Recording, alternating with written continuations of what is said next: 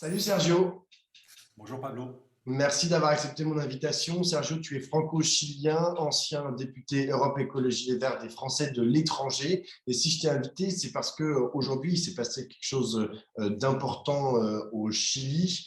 Le non à la nouvelle constitution chilienne, issue d'une constituante, l'a emporté à une très nette majorité, autour de 62%. Alors, système de santé universel, droit à un logement décent, droit à l'IVG, plurinationalité, reconnaissance des nations indigènes, démocratie paritaire et droits environnementaux. Tout ça, ça ne sera pas dans la constitution chilienne. On garde la constitution qui était issue de 1980, enfin de la constitution de 1980 qui avait été amendée, hein, et donc de la constitution qui avait été rédigée par Pinochet. Qu'est-ce qui s'est passé en fait? Ça semblait bien parti il y a 2 ans quand Gabriel Boric avait été élu triomphalement et que le projet de réforme de la Constitution avait été plébiscité par 80% des Chiliens.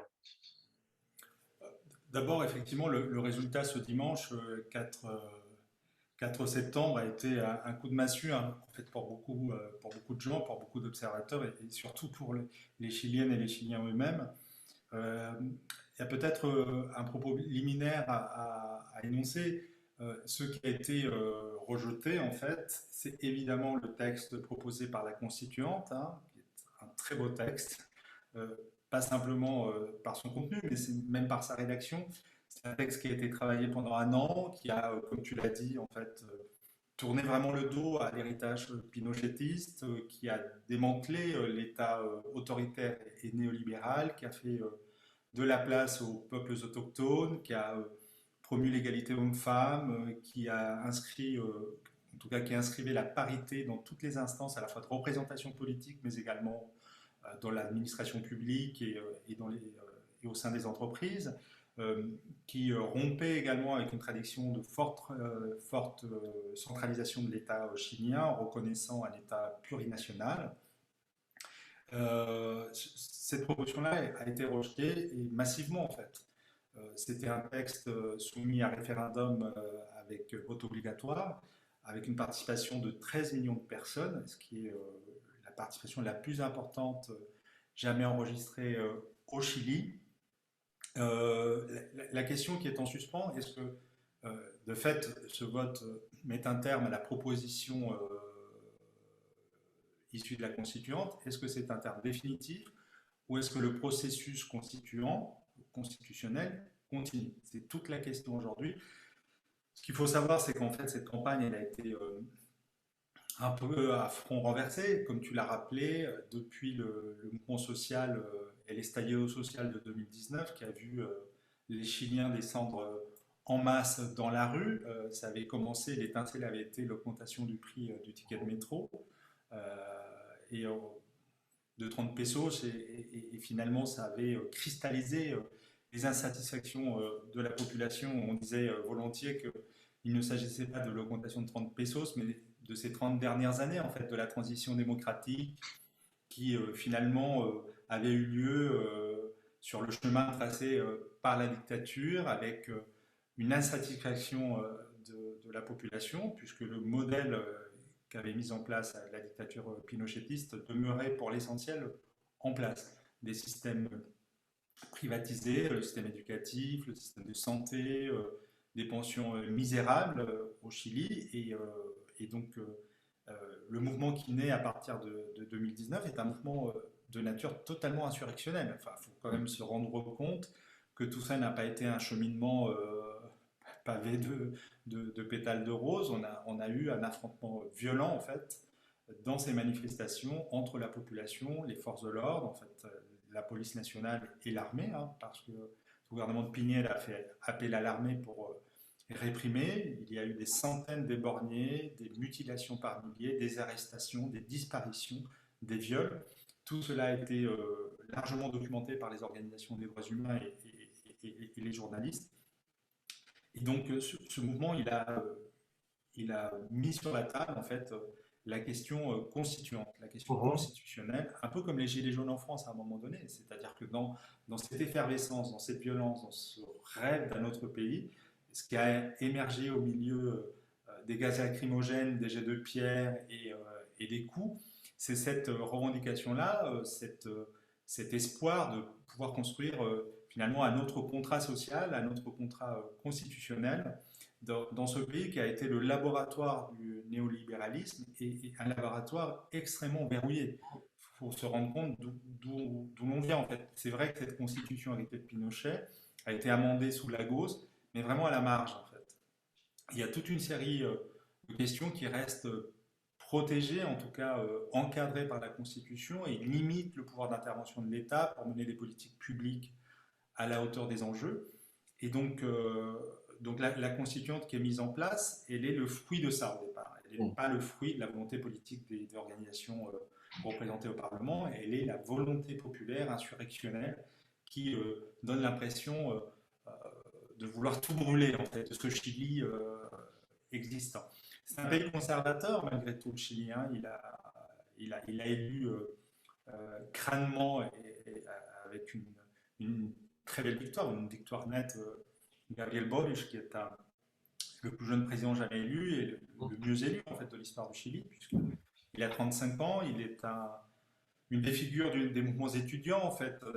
Ça a commencé dans les années 2000, l'année 2011, ensuite a vu le mouvement étudiant remettre dans le débat public la question de l'accès à l'éducation, de sa gratuité en fait. Hein. L'accès à l'éducation, c'est un peu comme aux États-Unis, au Chili, il faut s'endetter à vie et seules les classes les plus aisées peuvent envoyer leurs enfants à l'université, à l'étranger.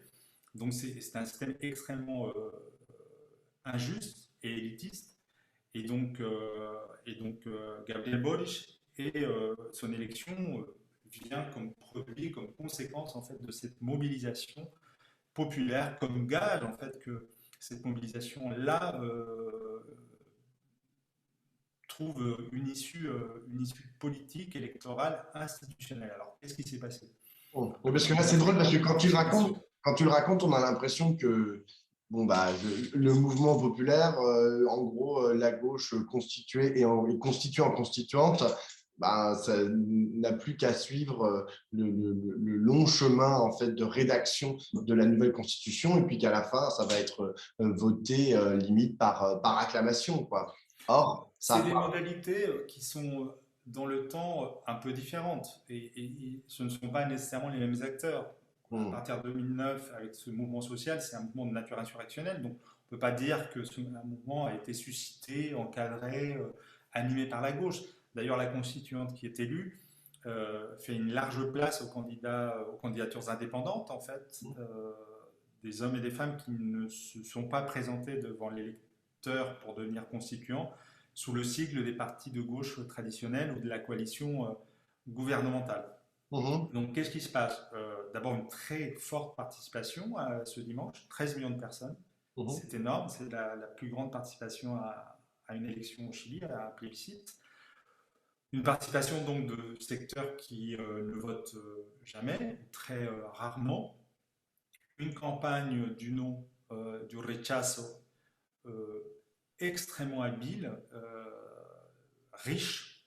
Hein, l'élite chilienne économique, médiatique qui a jeté toutes ses forces.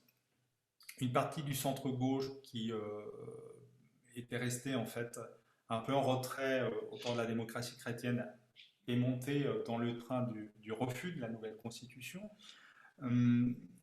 avec des campagnes de fake news comme on en a connu au moment de l'élection de Trump, avec des fausses constitutions qui circulent, et puis avec des médias mainstream qui, au fond, donnaient à voir les interrogations, les peurs, les craintes, et puis un contexte également, parce que quand on vote un texte, on vote aussi dans un contexte.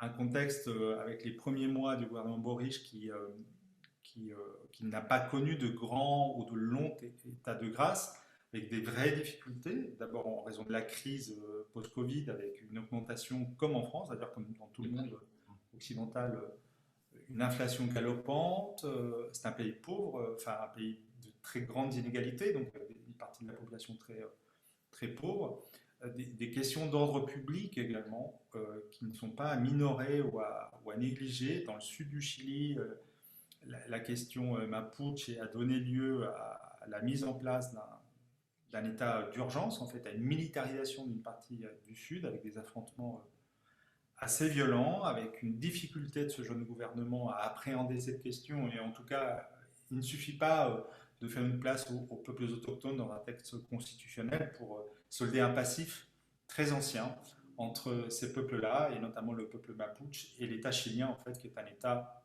concernant euh, ce peuple-là, un État colonial, un État oppressif, en fait. Et Mhm. puis des questions d'ordre public qui sont aussi liées euh,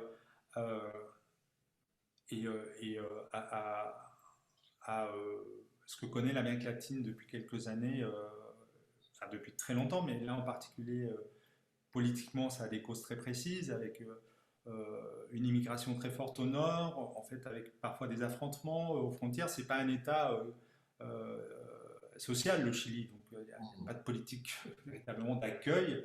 Et donc, quand on fuit, quand on a fui la faim, la misère, la répression, c'est le cas pour beaucoup de Vénézuéliens, et quand on n'a pas, comment dire, de politique publique d'accueil, d'aide sociale, d'intégration dans un pays, on survit en fait. Mhm. Et parfois pour survivre, voilà, cela peut créer du désordre et du chaos. Et donc Juste, ce Sergio, là, contexte-là a été très compliqué. Voilà. Et oui, donc mais ça a permis au nom, en fait, de prendre racine sur cette espèce de mécontentement. Et on le sait, en fait, en France, depuis 69 et le référendum perdu par De Gaulle, c'est que parfois un outil ou un référendum est utilisé pour dire la colère ou la satisfaction face au gouvernement en place. oui, mais là, je vois que tu cherches beaucoup de raisons pour expliquer la victoire du non. Euh, mais est-ce que, au fond, tu peux pas imaginer que le peuple, enfin, les 13 millions de Chiliens qui ont voté, à une très grande majorité pour le non, est-ce que tu peux pas imaginer qu'ils l'ont fait en leur âme et conscience, en étant parfaitement éclairés de leur choix? C'est-à-dire que, parce que tu me dis, oui, il y a eu des fake news, il y a un contexte très compliqué, etc. Mais est-ce qu'on ne peut pas aussi dire, bon, bah, en fait, on a imaginé en fait, que le Chili avait basculé, je me souviens des titres des médias, notamment français, le Chili a basculé à gauche.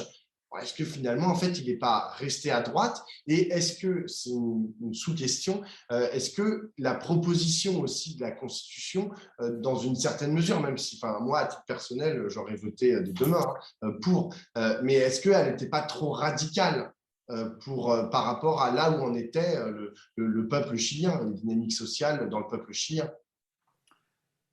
Je pense qu'on a peut-être, on fait peut-être fausse route quand on utilise des catégories d'interprétation ou des grilles de lecture gauche-droite pour analyser un mouvement insurrectionnel. En fait. Je te disais tout à l'heure que ce mouvement-là, quand il explose, en fait, quand il se développe, quand il grandit, quand il envahit les rues de Santiago, enfin, il n'est pas encadré ni par les syndicats, même si à un moment donné, il y a une grève générale à laquelle des principales organisations syndicales, il n'est pas encadré non plus par les forces politiques traditionnelles et même par les nouvelles forces politiques de gauche. Enfin, c'est une espèce de vague de tsunami démocratique avec des organisations de quartier, des organisations féministes. Et donc, je ne suis pas sûr qu'il faille dire, tiens, il y a un an, le Chili était de gauche parce qu'il avait élu Boric et juste auparavant avait souhaité une constituante paritaire intégrant les peuples autochtones. Et donc, c'était formidable. Aujourd'hui, c'est un pays totalement passé à droite parce qu'il a refusé la proposition de constitution. Effectivement, je pense qu'il y a eu quand même et ça, on le voit, enfin, ça fait partie du bilan qui commence à être dressé, des erreurs à la fois dans la constituante elle-même, en fait, avec des thématiques qui, sans être finalement rejetées en tant que telles par les Chiliens, parce que c'était un très long texte, hein, très très long, euh, ont peut-être pas nécessairement été comprises, en fait, tout simplement. La question, par exemple, de l'acceptation dans le texte constitutionnel de ce qu'on peut appeler la justice traditionnelle indigène, comme c'est le cas dans la constitution bolivienne, dans une période d'état d'urgence autour de la question mapuche dans le sud, bon, si elle n'est pas expliquée, si elle n'est pas explicitée, si elle n'est pas portée politiquement, ça peut susciter pas simplement des craintes, des interrogations, mais même un rejet absolu. Donc, c'est un Euh, problème de pédagogie. il y a eu un problème de pédagogie. Je pense que cet élan insurrectionnel, bon, bah, se met en place une constituante, ce ne sont pas les mêmes acteurs. C'est-à-dire que là, le jeu s'est limité au cadre de la constituante, qui est un cadre institutionnel, avec des constituants avec très peu, souvent pas d'expérience politique. Un gouvernement très jeune aussi, avec, on sent quand même des erreurs, des maladresses, et même parfois des bêtises. Et puis, ce que tu dis est vrai, en fait. On est dans un pays où la dictature pinochetiste a bénéficié pendant très longtemps, pour plein de raisons qu'on peut expliquer, mais qui seraient très longues à détailler, d'un soutien, en fait. C'est une révolution totale, le pinochétisme au Chili. Ça a façonné un système politique, un système économique, un système culturel, un imaginaire, en fait.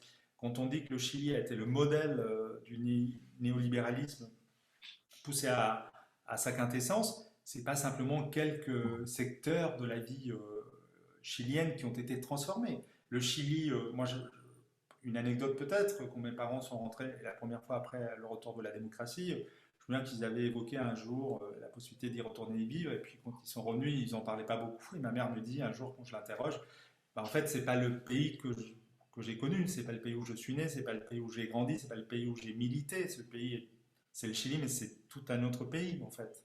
Voilà, donc ce changement-là, cette sortie du pinochétisme, ça prend du temps, visiblement ça va prendre du temps. Cela dit, moi, ce que je tiens à souligner, c'est que même la campagne du non, en fait, conduite en grande partie par la coalition de droite Vamos Chile, n'a jamais dit, en fait, le rejet, c'est le maintien de la constitution de Pinochet. C'est un peu l'ambiguïté sur laquelle ils ont fait campagne. Et donc aujourd'hui, la balle est un peu à la fois dans le camp présidentiel, parce qu'il a convoqué ce matin, dans quelques heures d'ailleurs, les responsables de la Chambre et du Sénat et les forces politiques. Alors visiblement, la droite va essayer de gagner du temps. Il y a plusieurs options qui se présentent à elle. Soit en fait, elle décide d'en rester à la situation présente avec la constitution pinochetiste. Ça me paraît compliqué, parce que la capacité de mobilisation et d'insatisfaction, 40% c'est pas rien non plus en fait. Et ça me paraît difficile de tenir en fait. Soit bah, ça revient en fait à un jeu plus traditionnel où le Parlement est investi du processus constitutionnel en ayant la possibilité ou l'obligation de trouver des points d'accord, des points de sortie en fait. Il y a des choses sur lesquelles il me semble difficile de revenir. Par exemple, on l'a souligné, mais pas suffisamment à mon goût, mais le mouvement insurrectionnel était de nature féministe, avec enfin, c'était extrêmement palpable. Je me souviens que la France avait dansé, et le mouvement féministe français avait dansé avec la chanson qui était un cri de ralliement du collectif T6, sur le violeur sur ta route. Bon, c'est vraiment la place de la femme, de ses droits, des droits reproductifs et tout ça. Ça me paraît compliqué de revenir en arrière. Donc, il y a eu des acquis pendant toute cette période. Alors la question, c'est de savoir, en effet, puisque la droite a un peu la main quand même dans cette affaire, elle peut se prévaloir d'une victoire nette, massive, sans contestation. Est-ce qu'elle va jouer, ou elle va simplement désormais revenir à des positions extrêmement conservatrices, extrêmement dures, en sachant par ailleurs que toute la droite chilienne n'est pas fasciste ou pinochetiste. Il y a eu des évolutions, il y a des gens qui sont éloignés, qui ont, entre guillemets, même si ça peut paraître surprenant, mené un droit d'inventaire sur le pinochettisme. Sauf que ces dernières années, en effet, dans cette famille politique-là, dans cet espace politique-là, le poids de l'extrême droite a gagné en fait beaucoup en force, et que le dernier candidat, entre guillemets, du camp conservateur était un représentant de l'extrême droite. Son père avait été ministre pinochetiste. En fait, voilà. C'est un peu la situation aujourd'hui, à l'heure à laquelle je te parle. Ouais, justement, dernière question, Sergio.